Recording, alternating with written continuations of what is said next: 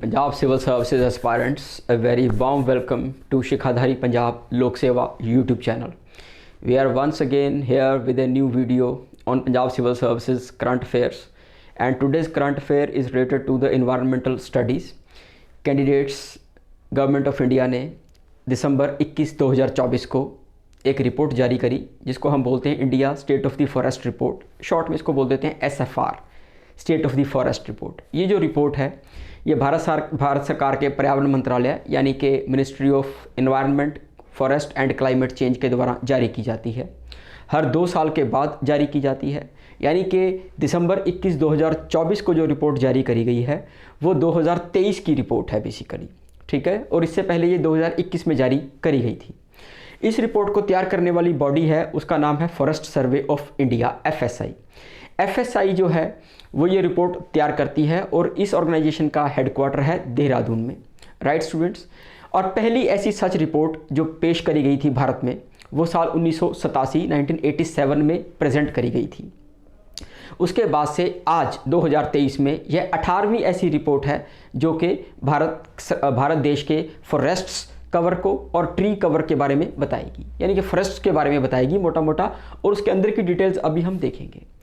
Candidates, ये report जानने से पहले कुछ चीज़ें मैं आपको क्लियर यहाँ पर करना चाहता हूँ कि ये रिपोर्ट किन किन एरियाज़ को कवर करेगी। वहाँ पर एक कहने में कॉमन बात आ जाती है कि जी ये फॉरेस्ट कवर को कवर करती है, यानी कि फॉरेस्ट कवर के बारे में भारत में कितना है, क्या है, कैसे है बताती है, और ट्री कवर्स के बारे में बताती है। अब बेसिकली सबसे पहले हमें यह समझना होगा कि फॉरेस्ट कवर और ट्री कवर में फ़र्क क्या है, क्योंकि ट्रीज़ ही तो अल्टीमेटली एक फॉरेस्ट का निर्माण करते हैं, राइट। तो फॉरेस्ट कवर की बेसिक डेफिनेशन क्या है और ट्री कवर की बेसिक डेफिनेशन क्या है, उसके ऊपर हम पहले बात करेंगे, और उसके बाद हम फिर बात करेंगे कि ये रिपोर्ट इन दोनों एरियाज़ के अलावा और कौन कौन से एरियाज़ को भी कवर करती है। पंजाब सिविल सर्विसेज में ऐसे बेसिक सवाल आपको मल्टीपल चॉइस क्वेश्चन में पूछे जाएंगे।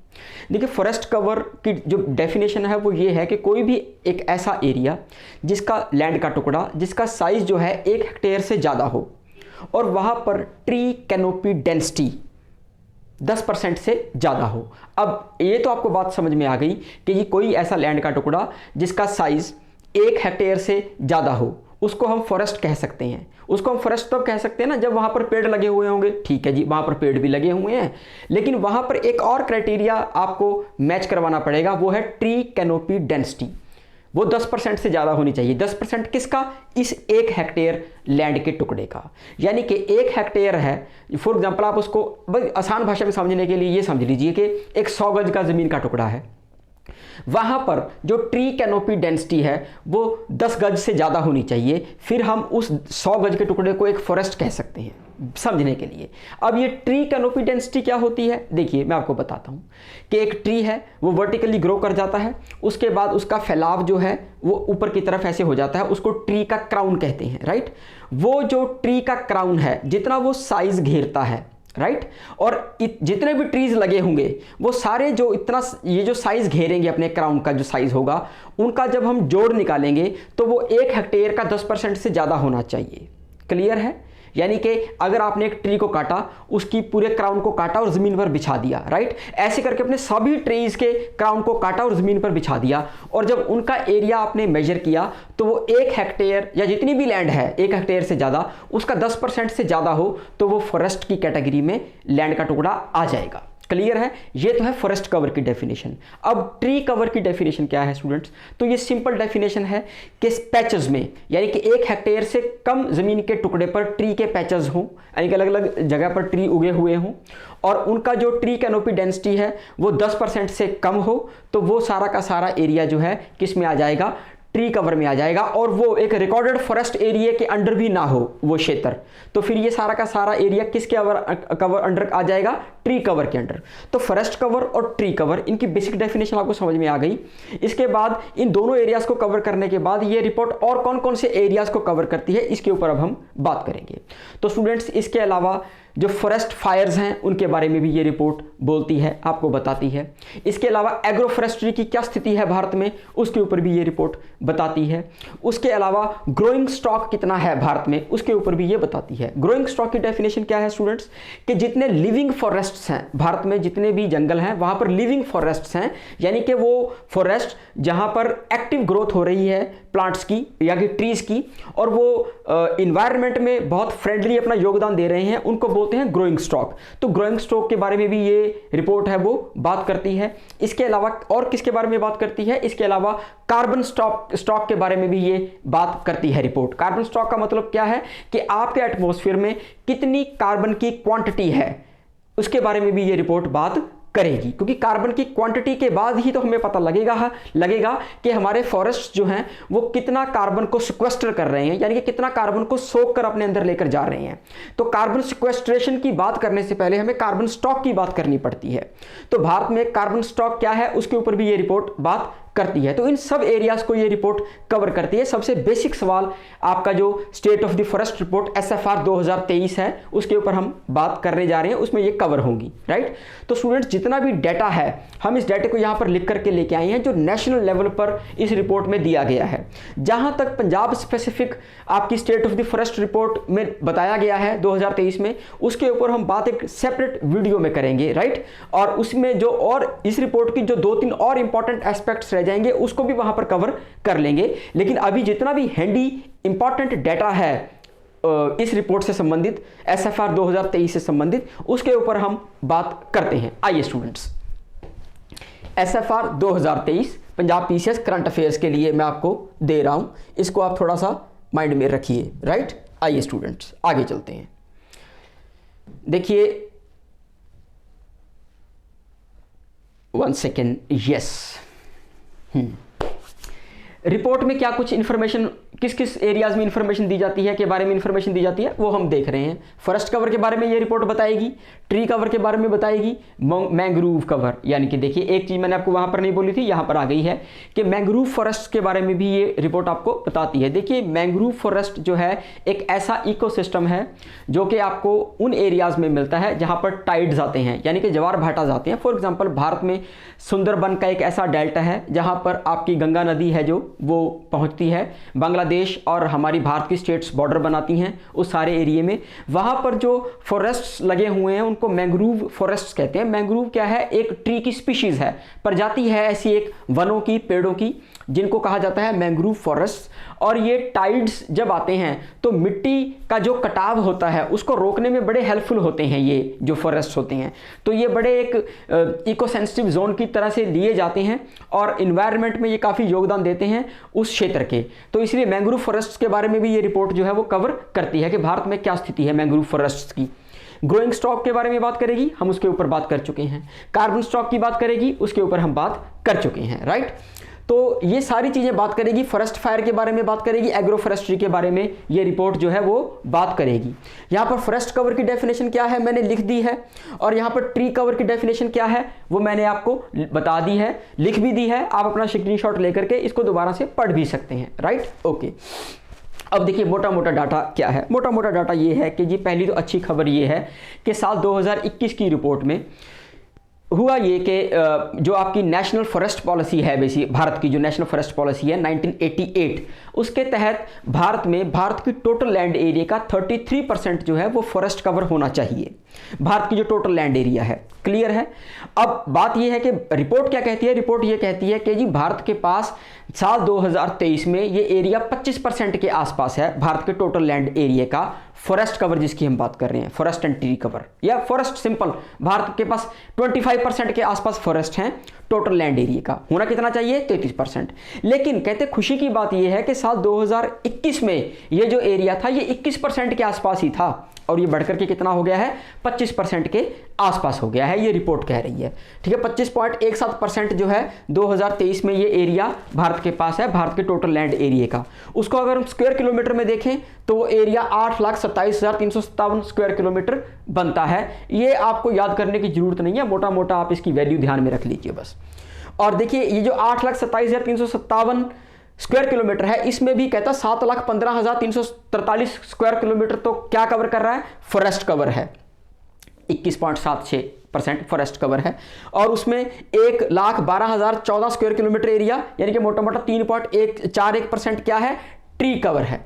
यानी कि एक फॉरेस्ट रिपोर्ट जो तैयार होती है उसमें फॉरेस्ट कवर और ट्री कवर दोनों को इकट्ठा मिलाया जाता है, फिर वो एक फॉरेस्ट कहलाता है और फिर वो एक फॉरेस्ट रिपोर्ट कहलाती है। ठीक है, इस तरह से आपने चीज़ों को ध्यान में रखना है, फॉरेस्ट कवर को और ट्री कवर को भी समझते हुए। उनकी बेसिक डेफिनेशन मैंने आपको बता दी है। अब आइए, अब हम इसके स्पेसिफिक डाटा पर चलेंगे जो कि मेजर फाइंडिंग्स हैं। भारत की सभी स्टेट्स का क्या इसमें स्थिति है, उनकी क्या सिचुएशन है, उसके ऊपर बात करेंगे। देखिए 25.17 टोटल परसेंट एरिया कवर कर रहा है भारत का फॉरेस्ट, ये भारत के फॉरेस्ट एरिया। ठीक है, ये क्लियर हो गया है। इसमें 21.76 है जो फॉरेस्ट कवर है, 3.41 जो है वो ट्री कवर है इस टोटल फॉरेस्ट एरिया में। और अगर वैल्यूज की बात करें, एग्जैक्ट एब्सोल्यूट नंबर की बात करें तो 1445 स्क्वायर किलोमीटर जो एरिया है ये इंक्रीज हुआ है भारत की टोटल लैंड एरिया का। साल 2021 की रिपोर्ट के साथ कंपेयर करें तो 21 में जो था उसमें 1445 स्क्वायर किलोमीटर का एरिया और जुड़ गया है फॉरेस्ट्स का, साल 2023 की एफएसआर के अकॉर्डिंग। क्लियर है, अच्छी खबर है। अब ये 1445 जो टोटल है इसमें भी वो बता के जा रहा है कि 156 स्क्वायर किलोमीटर तो फॉरेस्ट कवर है, यानी कि फॉरेस्ट जो रिकॉर्डेड फॉरेस्ट हैं वो बढ़े हैं, और 1299 स्क्वायर किलोमीटर एरिया कौन सा है, जो ट्री कवर का है। ट्री कवर का मतलब यहां पर ये आ गया है कि जी यहां पर वो एक्टिविटीज भी आ गई हैं जहां पर आम लोग भी ट्रीज लगा रहे हैं, ट्रीज की प्लांटेशन हो रही है। क्लियर है, यानी कि वो किसी भी रिकॉर्डेड फॉरेस्ट से बाहर हैं और लीगल स्टेटस से भी बाहर हैं, तो वहां पर ट्री कवर आ गया है। ठीक है, तो वो टोटल एरिया 1299 स्क्वायर किलोमीटर, यानी कि यहां से ये भी पता लग रहा है कि आम लोग भी जाग रहे हैं। चलिए आगे चलते हैं, स्टेट वाइज आ गया है। देखिए 4 टॉप स्टेट्स बताकर जाएगा जहां पर जो है आपका फॉरेस्ट एंड ट्री कवर दोनों इंक्रीज हुआ है 2023 में एज कंपेयर टू 2021। वो 4 स्टेट्स कौन सी हैं? सबसे पहले छत्तीसगढ़ 684 सबसे ज़्यादा, उसको फॉलो कर रहा है उत्तर प्रदेश, फिर उड़ीसा और फिर राजस्थान। ये चारों स्टेट्स आपने याद रखनी। यहाँ पर फॉरेस्ट एंड ट्री कवर इकट्ठा जब जोड़ करके डाटा निकाला गया तो बढ़ा है। Chhattisgarh number 1, UP number 2, Orissa number 3, Rajasthan number 4। ये पहले 4 स्टेट्स आ गई हैं। अब ये तो पॉजिटिव एस्पेक्ट है। नेगेटिव क्या हुआ है? पता लगा कि 4 ऐसी स्टेट्स हैं जहां पर 2021 की रिपोर्ट के कंपैरेटिवली अगर बात करें तो फॉरेस्ट एंड ट्री कवर कम हुआ है। वो 4 स्टेट्स कौन सी हैं? MP, Karnataka, Ladakh, UT. States and UT का डाटा इकट्ठा चलता है, एंड नागालैंड। इन 4 स्टेट्स में forest and tree cover decrease हुआ है एज कंपेयर टू 2021-2023 में। ये आपको पूछे जाएंगे वहां पर मल्टीपल चॉइस क्वेश्चंस में, आपने याद रखना है। क्लियर है। नेक्स्ट डाटा क्या है? कहता टॉप 3 स्टेट्स जहां पर फॉरेस्ट कवर बढ़ा है, यहां पर ट्री कवर नहीं ले रहे, सिर्फ फॉरेस्ट कवर ले रहे हैं। तो वो ऐसी कौन सी 3 स्टेट्स हैं जहां पर 2021 के कंपैरेटिवली 2023 में फॉरेस्ट कवर बढ़ा है? तो वो मिजोरम, नॉर्थ ईस्टर्न स्टेट आ गई, गुजरात आ गई, और आ गया आपका उड़ीसा। देखिए उड़ीसा यहां पर भी अच्छा परफॉर्म कर रहा है और उधर कंबाइंड में भी अच्छा परफॉर्म कर रहा है। एरिया वाइज स्क्वायर किलोमीटर में एरिया निकाला जाए किसी भी स्टेट का, तो एरिया वाइज कौन सी 3 स्टेट्स टॉप कर रही हैं? ठीक है, फॉरेस्ट एंड ट्री कवर में। यहां पर फॉरेस्ट एंड ट्री कवर है, ये याद रखिएगा आप ध्यान से इसको कि कहां पर फॉरेस्ट कवर पूछा गया है, कहां पर फॉरेस्ट एंड ट्री कवर दोनों इकट्ठा पूछा गया है। तो एरिया वाइज जो 3 स्टेट्स टॉप कर रही हैं उसमें मध्य प्रदेश नंबर 1 पर आ गई है। एरिया देखिए सबसे ज्यादा है, एरिया मध्य प्रदेश का सबसे ज्यादा है फॉरेस्ट में, और वो मतलब इंक्रीज भी हुआ है। ठीक है, लार्जेस्ट यहां पर आया, मतलब इंक्रीज नहीं हुआ, डिक्रीज यहां पर दिखाया है हमने कि डिक्रीज हुआ है, लेकिन सबसे ज्यादा एरिया आज भी किसके पास है? मध्य प्रदेश के पास, और वो है 85,000 के आसपास। और अरुणाचल प्रदेश के पास कितना है? 67,000 स्क्वायर किलोमीटर के आसपास का एरिया है फॉरेस्ट का एंड ट्री कवर का। महाराष्ट्र के पास कितना एरिया है? 65,383 स्क्वायर किलोमीटर के वाइज। ये एरिया वाइज टॉप 3 स्टेट्स है भारत की जहां पर सबसे ज्यादा स्क्वायर किलोमीटर की टर्म्स में आपको जंगल या फिर फॉरेस्ट मिलेंगे। राइट, आगे चलते हैं students. Area wise top 3 states having largest forest cover. अब देखिए फॉरेस्ट एंड ट्री की बात पिछली उसमें कर गया, यहां पर मध्य प्रदेश आ रहा था, यहां पर अब कल अकेले फॉरेस्ट कवर की बात करेगा, लार्जेस्ट फॉरेस्ट कवर, वहां पर भी मध्य प्रदेश टॉप कर रहा है 77,000 के साथ। उसके बाद सेकंड आ गया अरुणाचल प्रदेश और थर्ड आ गया छत्तीसगढ़। ठीक है, ये 3 स्टेट्स हैं जो फॉरेस्ट कवर में टॉप कर रही हैं area wise in terms of square kilometre. Madhya Pradesh 77,000 के साथ, अरुणाचल प्रदेश 65,000 के साथ और छत्तीसगढ़ 55,000 के साथ। याद रखिएगा स्टूडेंट्स। कहता इन टर्म्स ऑफ परसेंटेज, अब परसेंटेज की बात आ गई कि टोटल लैंड एरिया जो स्टेट का है उसका कितना परसेंट एरिया जो है वो फॉरेस्ट कवर कर रहे हैं।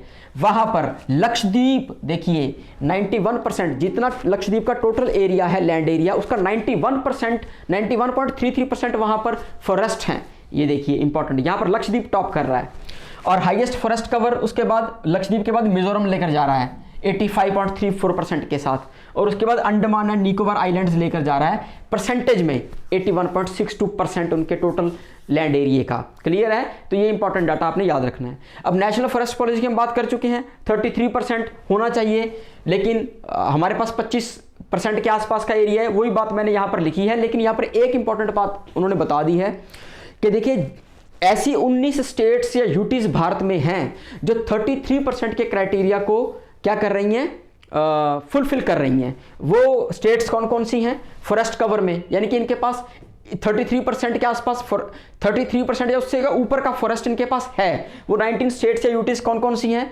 देखिए, Mizoram, Lakshadweep, Andaman and Nicobar island, Arunachal Pradesh, Nagaland, Meghalaya, Tripura, Manipur, forest cover above 75%। देखिए अब ये जो स्टेट्स हैं ये वो लिस्ट है उन 19 में से जो कि 75% से ऊपर हैं। बाकी जो ये इन स्टेट्स को घटा करके मिलेंगी वो स्टेट्स वो हैं जिनके पास 33% से ऊपर है। ठीक है students. The present assessment also reveals that 19 states have above 33% of geographical area under forest cover, और आउट ऑफ दीज इन्हीं 19 में से 8 वो हैं जिनके पास 75% से भी ऊपर है। समझ में आ गया स्टूडेंट्स? सिंपल है, 19 स्टेट्स हैं टोटल जहां पर 33% से ऊपर है। उन 19 में से भी हमने वो स्टेट्स निकालकर यहां पर रखी हैं जिनके पास 75% से भी ऊपर है। क्लियर है? तो ये आपने डाटा याद रखना है इन स्टेट्स का। ठीक है, आगे चलिए। देखिए मैंग्रोव फॉरेस्ट की बात कर रहा है। मैंग्रोव फॉरेस्ट मैंने आपको बता दिया था कि मैंग्रोव फॉरेस्ट का केस क्यों लेते हैं, क्योंकि भी वो इको सेंसिटिव जोन्स हैं और वो वहाँ का जो फ्लोरा एंड फौना है वहाँ पर वो अपना बहुत योगदान देती है ये स्पीशीज़ जो है मैंग्रोव फॉरेस्ट की। तो इसका कवर भी बता दिया गया है कि कितना है टोटल 4,992 स्क्वायर किलोमीटर जो है भारत में मैंग्रोव फॉरेस्ट का कवर मिलता है। ठीक है, इसके बाद ग्रोइंग स्टॉक बता के जा रहा है। ग्रोइंग स्टॉक मैंने आपको बताया है ना कि जो लिविंग स्टॉक है बेसिकली जो आपका ग्रो कर रहा है, हेल्दी ग्रो कर रहा है, फॉरेस्ट के रूप में अपना योगदान दे रहा है, इन्वायरमेंट फ्रेंडली है, वो ग्रोइंग स्टॉक भारत के forest and trees outside forest is estimated as 6430 million cubic metre. ये वॉल्यूम बताया गया है स्टूडेंट्स कि इतना million cubic metre 6430 million cubic metre हमारे पास क्या है, ग्रोइंग स्टॉक है भारत में, फॉरेस्ट के केस में, यानी कि जो एक्टिवली पार्टिसिपेट कर रहे हैं इन्वायरमेंट में। इसमें 4479 जो है वो फॉरेस्ट के अंदर ही है, वो हेल्दी जो आपका फ्लोरा है, और 1951 मिलियन क्यूबिक मीटर जो है वो आउटसाइड द फॉरेस्ट एरिया है। ठीक है जी। और इसमें भी कहते हैं कि इंक्रीमेंट हुआ है 262 मिलियन क्यूबिक मीटर का टोटल ग्रोइंग स्टॉक जो हमें 2021 के अगर हम कंपेयर करें तो, यानी कि हमारा ग्रोइंग स्टॉक भी बढ़ा है। इसका मतलब ये है कि जो हेल्दी लिविंग ट्रीज हैं उनकी भी संख्या बढ़ी है, और वो कितनी बढ़ी है 262 million cubic metre in terms of volume, not in terms of numbers, volume के केस में। ठीक है जी। इसमें 262 में से वो बता दिया है कि 171 million cubic metre outside the forest area है और 91 जो है वो million inside the forest area है। सारा कुछ अब यहाँ पर क्लियर करता जा रहा है। और यहाँ पर देखिए बैम्बू की जो स्थिति है उसके बारे में भी बता के जाएगा, क्योंकि बेसिकली जो एक फॉरेस्ट होता है आपका, फॉरेस्ट कवर में आपका ट्रीज आ जाएंगे, बैम्बूज आ जाएंगे और आपके पाम्स आ जाएंगे। जब ये तीनों वैरायटीज, ऑर्चर्ड्स, सॉरी ट्रीज की बजाय हम ऑर्चर्ड्स कहते हैं, ऑर्चर्ड्स, ट्रीज, बैम्बूज, पाम्स, जब ये सब मिल जाते हैं तो किसका निर्माण होता है, फॉरेस्ट का निर्माण होता है। और इसीलिए बैम्बू को भी यहाँ पर डिस्कस करके जा रहा है कि बैम्बू की क्या स्थिति है भारत में। कहता the extent of bamboo bearing area for the country, यानी कि कितने क्षेत्र में भारत के बैम्बू जो है वो उगाया जा रहा है, तो वो 1,54,670 स्क्वायर किलोमीटर एरिया में इसकी प्लांटेशन है। और देखिए कह रहा है कि 2021 में जो भी थी वहां से हमें इतना इंक्रीमेंट मिला है 5227 स्क्वायर किलोमीटर का बैम्बू एरिया में, यानी कि बैम्बू की प्लांटेशन भी इंक्रीज हुई है भारत में। ये आप याद रखिएगा, इस तरह के सवाल पूछेगा वो आपको अंदर से बना करके। आप मान के चलिए कि यूपीएससी और पीपीएससी में आपको ज़्यादा फर्क नहीं है, नो डाउट यूपीएससी का लेवल थोड़ा सा फिर भी आप जाएगा ही जाएगा, लेकिन अगर आप ये सब चीज़ें को इग्नोर करेंगे तो डेफिनेटली आप मान के चलिएगा कि आप रिस्क में रहेंगे जहां तक करंट अफेयर्स का सवाल है। आइए देखिए, टिम्बर की बात बता के जा रहा है कि जितनी लकड़ियां आप ले रहे हैं यूज के लिए जंगलों से, उनकी क्या स्थिति है। कहता कि the total annual potential production of timber from trees outside forest, forest से बाहर हम कितनी टिम्बर ले रहे हैं, 91.51 मिलियन क्यूबिक मीटर। ठीक है, ये डाटा ले लिया है, इट इज़ ओके, कोई दिक्कत नहीं है, इतना इंपॉर्टेंट नहीं है, आप छोड़ भी देंगे तो चल जाएगा। ओके, आगे क्या है, ये इंपॉर्टेंट है पॉइंट। कहता इन the present assessment total carbon stock, carbon stock क्या है, कार्बन स्टोर्ड या quantity of carbon in the environment, उसको कार्बन स्टॉक बोलते हैं, उसकी बात कर रहा है। और हमारी कुछ इंटरनेशनल बाइंडिंग्स हैं जिसको बोलते हैं एनडीसी, नेशनली डिटरमाइंड, जो आपका कार्बन स्टॉक आपने देना है। ठीक है जी, तो in the present assessment total carbon stock in country's forest is estimated to be 7285.5 million tons. There is an increase of 81.5 million tons in the carbon stock of country as compared to the last assessment। यानी कि ये इस बात से ये कहना चाह रहा है कि देखिए फॉरेस्ट बढ़ेंगे तो क्या होगा, कार्बन जो है वो भी स्टोर ज़्यादा होगा। ठीक है, तो स्टोरेज ऑफ कार्बन भी हमारी बढ़ी है क्योंकि हमारा फॉरेस्ट बढ़ा है। ठीक है, तो ये 7285.5 मिलियन टन एस्टिमेट किया गया है और इसमें 81.5 मिलियन टन की इंक्रीमेंट मिली है कार्बन स्टॉक के केस में। और ये जो सारी चीज़ें हैं ये इसलिए हमें बेनिफिट देती हैं क्योंकि जो हमारी पेरिस एग्रीमेंट जो 2015 का हुआ था वहाँ पर हमारे नेशनली डिटरमाइंड जो हमने टारगेट्स बनाए थे सभी देशों ने, वहाँ पर जो हमने टारगेट बनाया था कि 2030 तक हम अपनी जो कार्बन सिक्वेस्ट्रेशन है या कार्बन स्टॉक है उसको 2.5 to 3 बिलियन टन्स ले जाएंगे। राइट, तो देखिए उसकी तरफ हम बढ़ रहे हैं और हमने 2.29 बिलियन टन अचीव कर लिया है 2005 को बेस बनाए तो 2005 से लेकर के 2030 के बीच हमने 2.5 और 3 बिलियन टन्स के बीच जो है वो आपकी क्या करनी है, कार्बन सिक्वेस्ट्रेशन करनी है। कार्बन सिक्वेस्ट्रेशन यानी कि कार्बन को हमने सोखना है, कार्बन को एब्जॉर्ब करना है।